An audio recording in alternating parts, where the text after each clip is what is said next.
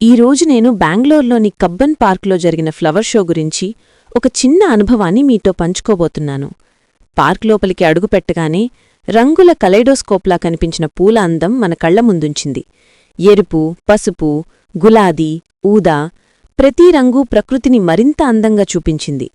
పూల పరిమళం వాతావరణాన్ని మరింత తాజాగా, ఆనందంగా మార్చింది. పదాలను తారా ముందుకు నడుస్తూ అనేక రకాల పూల అద్భుత అలంకరణలను చూశాం.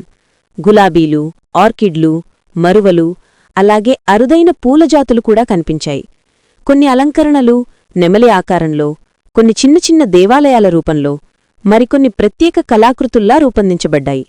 ప్రతి మూలలో ఒక కొత్త ఆశ్చర్యం ఎదురైంది. ప్రత్యేక థిమాటిక్ సెక్షన్ చాలా ఆకర్షణీయం.